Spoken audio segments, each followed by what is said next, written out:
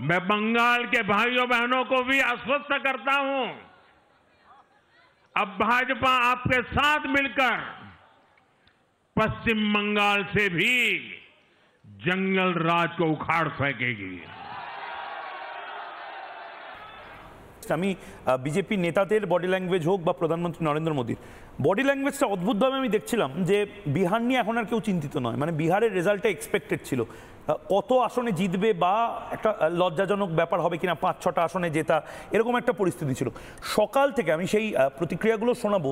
সকাল থেকে বিজেপি কর্মী নেতা বিহারে হোক বা দিল্লিতে হোক, তারা একটাই কথা বলছে, দাদা আপ লোক বাঙ্গাল সে আয়ে হ্যাঁ, আপনারা বাংলা থেকে এসছেন, বাংলায় কিন্তু এবার বিজেপি আসছে, বিহারে এসছে মানে বাংলায় আসবেই। প্রধানমন্ত্রী নরেন্দ্র মোদীও নিজের ভাষণ 7:55 শেষ করলেন, যখন শেষ 2 মিনিট নিজের ভাষণ ভারত মাতা কি জয় বলার আগে রাজনৈতিক কথা যে 2 মিনিট, শেষ 2 মিনিট বলেছিলেন, সেটা পুরোপুরি বাংলা নিয়ে এবং খুব অদ্ভুতভাবে বললেন।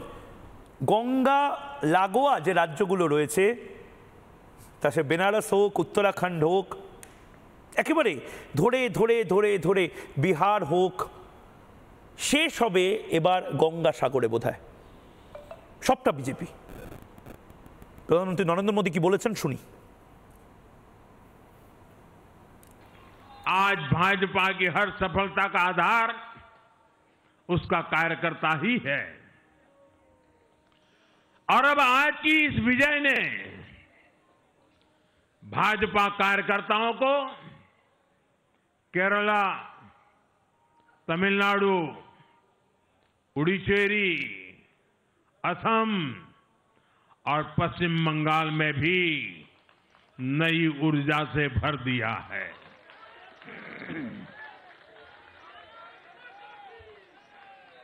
और हां, गंगा जी यहां बिहार से बहते हुए ही बंगाल तक पहुंचती है।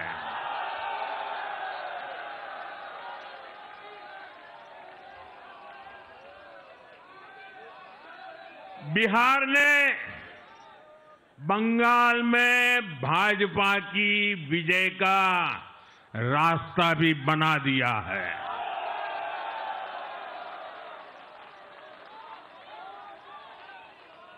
मैं बंगाल के भाइयों बहनों को भी आश्वस्त करता हूं, अब भाजपा आपके साथ मिलकर पश्चिम बंगाल से भी जंगल राज को उखाड़ फेंकेगी। নানা ধরনের কন্টেন্ট দেখার জন্য লাইক করুন, শেয়ার করুন আমাদের ফেসবুক পেজ, সাবস্ক্রাইব করুন আমাদের ইউটিউব চ্যানেল। পাশাপাশি অন্যান্য ব্রেকিং নিউজের জন্য অবশ্যই চোখ রাখুন রিপাবলিক বাংলায়।